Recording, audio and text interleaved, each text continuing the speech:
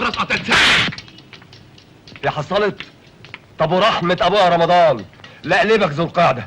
محمد فؤاد بيقول ايه؟ بيقول يسيب لك كل البنات والمعازيم والستات اللي في الفرح ويبص للعروسه ويقول لها يلا بينا يلا يلا يلا. مش معقول يا استاذ، مش كده. امال ازاي؟ يعني انت خلصك اقول لك الو يا عزت، تقول لي الو يا عباس، اقول لك بينا نشد انفاس، كل السنترالات تسمعنا. دي كانت تتصد. هل ما عندهاش رمايه؟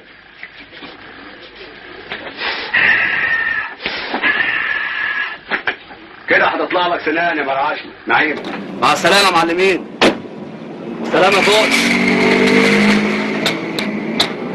الله يخرب بيوتكم، راكبين عربيه ارشميدس. وحصل ايه؟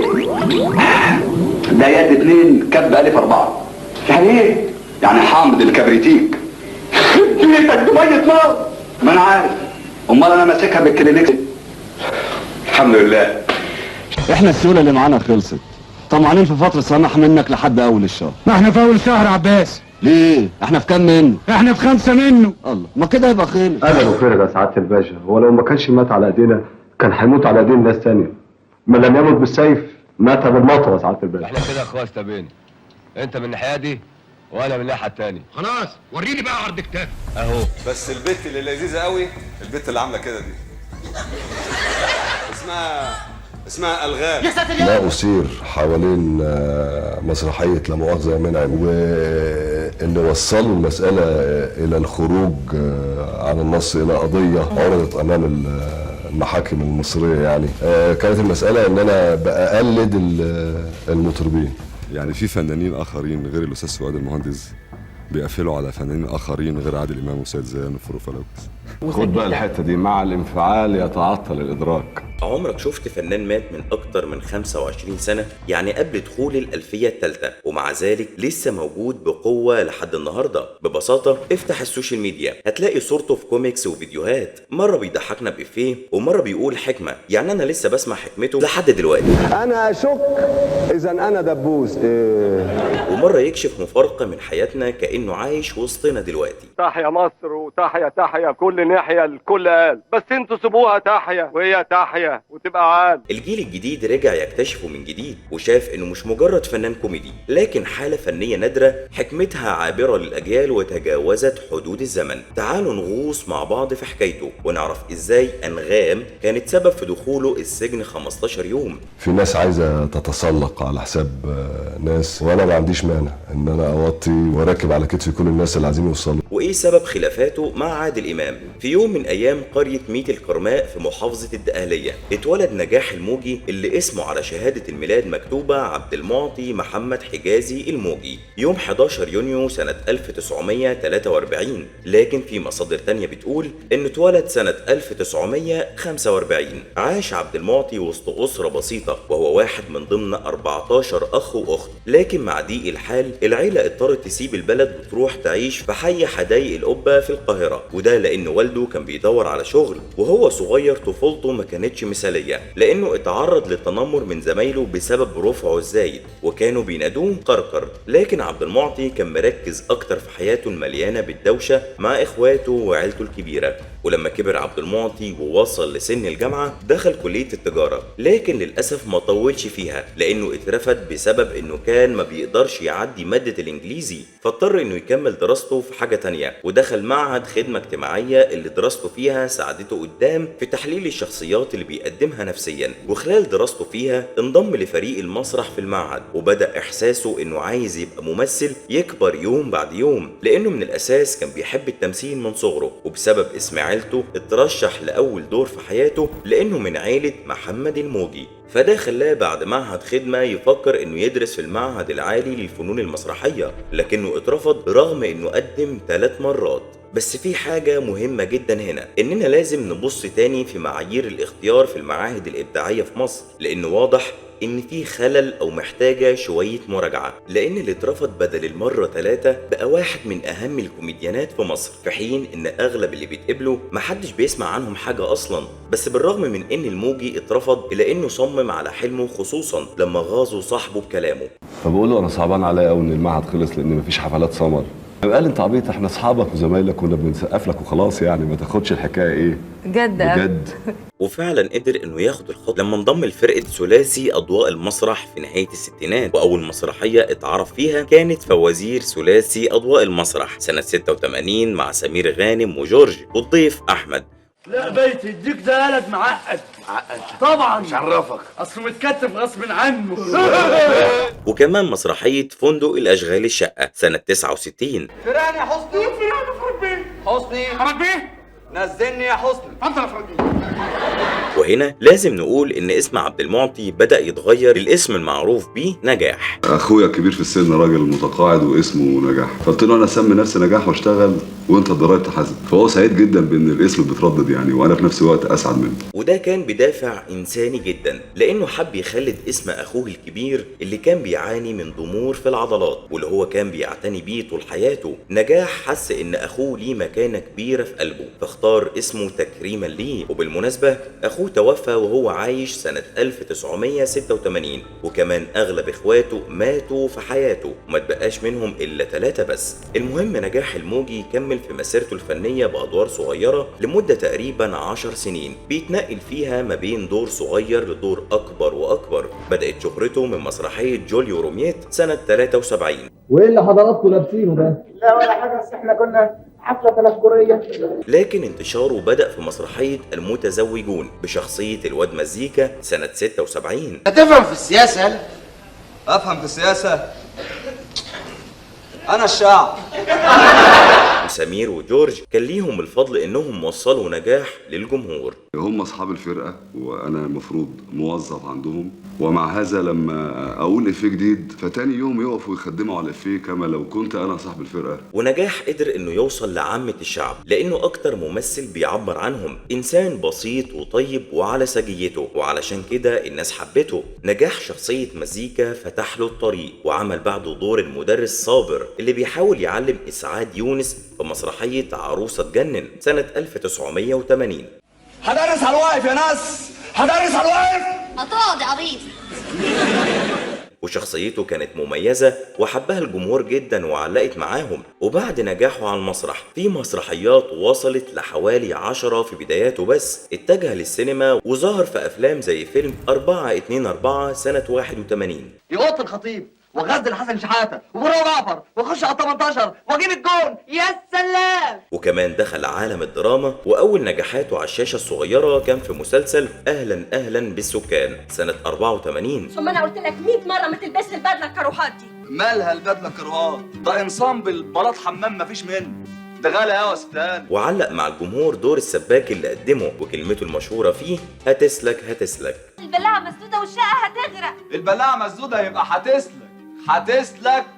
هي بس محتاجه العمليه جراحيه سريعه. وفعلا السلكان في طريقه بان، وقدم كتير في الثمانينات وباقي مشواره. وسنة 84 خد دور كبير لما رشحه المخرج محمد خان للدور الثاني، وشارك البطولة مع عادل إمام في فيلم الحريف. انا عارف هم مخرجيننا مع بعض ليه، عشان نوقع بعض يا فارس. ورغم ان مساحة دوره كانت صغيرة مقارنة بعادل امام، لكن وافق يعمل الدور عادي. وفي اللي قالوا كمان ان نجاح تفوق بأدائه على عادل امام. يعني 3 مشاهد في فيلم الحريف بطوله عادل امام اقبله، وانا مطمن قوي ان نجوميه عادل امام مش هتضغط عليا وتلغيني، هبقى متواجد في حدود المساحه اللي انا فيها كويس قوي. لكن هنا بدأت المقارنة بينهم تطرح نفسها، وبدأت الخلافات الصغيرة تظهر. نجاح كان بيتكلم أكتر من مرة عن عادل إمام، ووضح إنه شايل منه شوية في موضوع إنه مش بيديله المساحة الكافية في الأدوار، بعكس آخرين بيقفلوا على آخرين.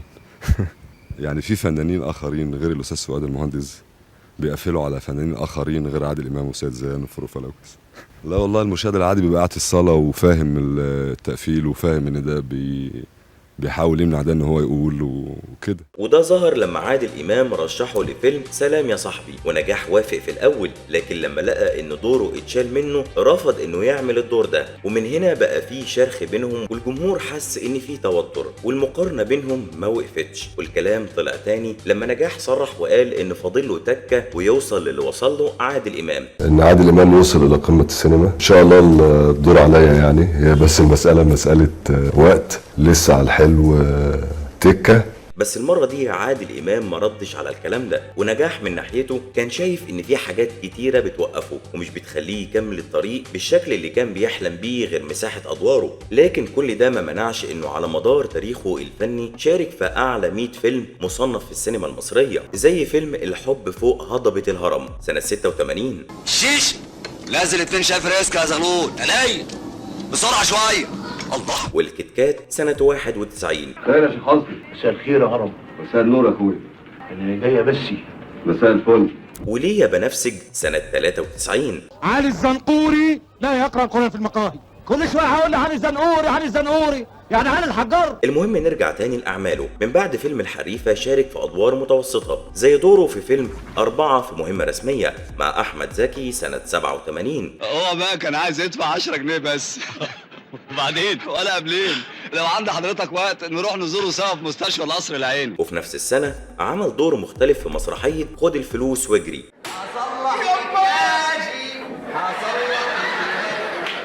وبسبب انه كان مجسد دور واحدة ست فده دخله في شوية جدل وانتقادات، لكنه رد على الكلام ده وما سكتش. قصور في التفكير، لان التنكر ده في المسرح موجود من ايام اليونانيين. وسنة 89 كانت نقلة قوية ليه، لانه شارك في واحد من اهم ادواره وهو دوره في فيلم ايام الغضب.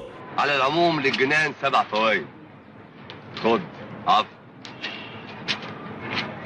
والمفاجأة إن الدور ده كان مرفوض أصلا من معظم الممثلين، لكن نجاح شافه بشكل تاني. انما ايه ما بين السطور في السيناريو في حاجات كتير جدا ممكن تتعمل. وكلامه ده بيدل على إنه واحد فاهم الشغلانة صح وعارف هو بيعمل إيه، وبسبب إنه كان عنده بعد نظر وفاهم كويس في التمثيل إدى نصيحة لسعاد نصر إنها ما تسيبش دورها علشان خلافات مع زمايل العمل. ومن أخطاء الفنية يعني أنا ما سمعتش كلام نجاح الموجي فعلا، لأنه قال لي مهما تكوني متضايقه من المسرح من اي حد او حد مضايقك او عندك مشكله، ما دام الدور حلو والروايه حلوه لازم تسجليها، لازم يبقى الشريط بتاعك. هو يقول لي كده، بس طبعا لازم انت عشان تسمع النصيحه لازم تمر بالتجربه. قدره نجاح انه يدي نصايح ما جاتش من فراغ، لان نجاح مع موهبته في جزء تاني مهم فيه، وهو انه شخص مثقف وواعي وبيشغل عقله دايما. لكن انا مبسوطه برضو ان انا قدرت اكمل وسجلت. خد بقى الحته دي، مع الانفعال يتعطل الادراك.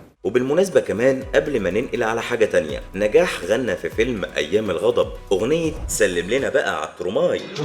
سلم لنا بقى عالترماي. والغنى بالنسبة ليه ما كانش مجرد هواية، وكان عايز يشتغل أكتر عليه، وقرر إنه ياخد خطوة فيه وعمل ألبوم من 6 أغاني، لكن النقابة رفضته ومنزلش، ومر بشوية خبطات تانية، لأن زي ما إحنا عارفين لكل جواد كبوة، منهم فترة صعبة عاشها بعد انفصاله عن فرقة ثلاثي المسرح. كنت بعيط والله، كنت بعيط. سبت فرقة ثلاثي أضواء المسرح، وبعدين اتعرض عليا رواية اسمها عيل وغلط، فأنا تسرعت بشكل انفعالي وقلت لا اشتغلها عشان تثبت لكل الناس ان انت موجود يعني. ففشلت فيها فشل 25 ليلة عرض بعيط انا منهم في البيت كل ليلة 5 سنين، ومن يوميها لا يمكن اقدم على شيء الا اذا كان في عوامل النجاح المبدئية يعني. وكمان من سنة 87 ل 91 كانت مشاركاته الفنية في افلام مقاولات، انما هي افلام محدودة الميزانية، وده خلاه بعد عن التمثيل لفترة، لكنه ما كانش قاعد في بيته، لأنه كان بيشتغل جنب التمثيل موظف في وزارة الثقافة، وما سابهاش لما دخل في التمثيل، وترقى سنة 89 لوكيل أول في قطاع ثقافة الطفل في الثقافة الجماهيرية. في الفترة دي كان قاعد مستني المخرجين يرجعوا يدوروا عليه تاني ويرشحوه لأدوار تليق بيه، وفعلا من سنة 91 يعمل أدوار ترجعه بقوة تاني، وبقوا علامات في مسيرته الفنية، منهم دور عباس النصر في فيلم المساطيل. ويلف وهو جعان وهو تعبان من قلة النوم علشان مش لاقي حتة يفرد فيها طوله، وانا طويل خلق. ودوره في فيلم الكتكات رائعة داوود عبد السيد. انا سعادة البيه راجل قوي، يعني محدش يقدر يقلعني هدومي عدم المؤاخذة يعني، حتى لو كان احد افراد الحكومة المؤاخذة يعني. بشخصية الهرم، وظهر بينه وبين محمود عبد العزيز كيمياء كبيرة زادت من نجاح الفيلم على كل المستويات، وتحس وقتها ان نجاح الموجي وصل لدرجة نور الشريف او احمد زكي في التمثيل، يعني مؤشر تمثيله وموهبته في العالي، لكنه للاسف ما كانش بياخد فرص تخليه قادر يبين كل قدراته. والسنة اللي بعدها حصل له اسوأ حاجة مرت عليه في حياته، والمشكلة المشكلة هي انه كان طالع على المسرح عادي بيقدم دوره في مسرحية لا مؤاخذة يا منعم، وجت حتة انه بيقلد المطربين وواحدة منهم بس البت اللي لذيذة قوي البت اللي عاملة كده دي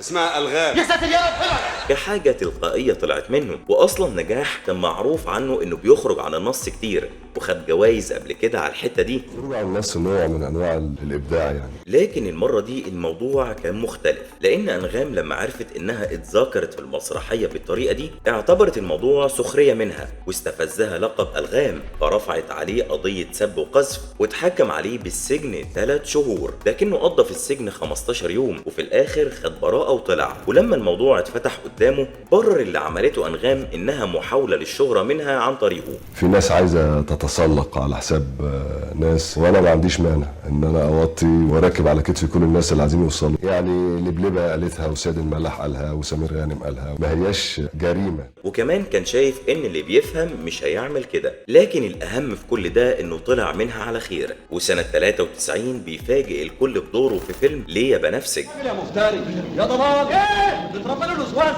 ودوره في الفيلم ده كان عبقري، وتحسه برضه في الفيلم ده مش واخد حقه اللي المفروض ياخده. وبعدها بيجسد شخصية السادات في فيلم زيارة السيد الرئيس سنة 94، بيكون أول واحد يجسد شخصية السادات في السينما. بقول لك ايه، انا هخش على الفتله بقى، تبعد رموش عينيك لحسن الفتله تسحبهم بعدين ترجع تصرخ. وبعدها بيشارك في أدوار مش قوية، أحسنهم فيلم البحر بيضحك ليه مع محمود عبد العزيز سنة 95 بدور سيد البص. هنزل اقف على باب البيت من تحت واقول بوس بوس بوس رفقه بوس لحد ما بوليس الاداب يمسكك. وبعدين بيجي يوم 25 سبتمبر 1998 وبتتقفل صفحة في تاريخ الفن برحيل نجاح الموجي، اللي كان حتى في آخر أيام حياته على خشبة المسرح، ومات بأزمة قلبية بعد ما رجع من مسرحية مولد سيدي مرعي. وكان لوفاته قصة مأساوية لأنه اتألم في آخر لحظاته بشدة بسبب الأزمة القلبية، وفضل يخبط راسه في الحيط وكان بيطلب النجدة، وبنته حاولت إنها تطلب الإسعاف، لكن للأسف عربية الإسعاف كانت عطلانة فاضطرت تنزل تدور على دكتور، ولما رجعت لقيته فارق الحياة. وطبعا لما توفى زعلت عليه مصر كلها، خصوصا إنه توفى في سن مش كبير وكان عنده 53 سنة، نفس السن اللي رحلت فيه سعاد نصر بعده عن سن 54 سنة. وأكتر ناس طبعا زعلوا على فراقه هم أهل بيته وزوجته عائشة فريد عوض وبنته شيماء الموجي وكمان أيتن الموجي اللي كانت معاه في لحظاته الأخيرة وحاولت تنقذه، وهي دلوقتي إعلامية معروفة وتعرضت لموقف مرعب لما تهجم عليها حرامي في بيتها، ولما اتفاجئ بوجودها فضل يضربها وعمل لها إصابات وصلتها لأنها دخلت العناية المركزة، لكن في الآخر حالتها اتحسنت واتعافت وفضلت على طول تفكرنا بوالدها، وكانت بتحيي ذكرى وفاته دايما، ولأن ذكراه عمرها ما بتموت زوجته قررت تخلد اسمه وقدمت جزء من مقتنياته لمتحف الفن المصري كرسالة واضحة إن الفنان الحقيقي عمره ما يغيب. وفي النهاية نقدر نقول إن نجاح الموجي رغم رحيله بدري لسه حضوره عايش بينا وبين الجيل الجديد كمان. أدواره اتحولت لمادة على السوشيال ميديا وكوميديته لسه بتتداول لحد النهاردة كأنه موجود معانا حتى بعد 27 سنة على رحيله، لأن اللي بيزرع فن صادق وضحكة نابعة من القلب لازم يلاقي صداها مهما طال الزمن. نجاح الموجي ما كانش مجرد صفحة في كتاب الفن، لكنه روح بتتجدد مع كل جيل وبتفضل عايشة جوه وجدان الجمهور طول العمر.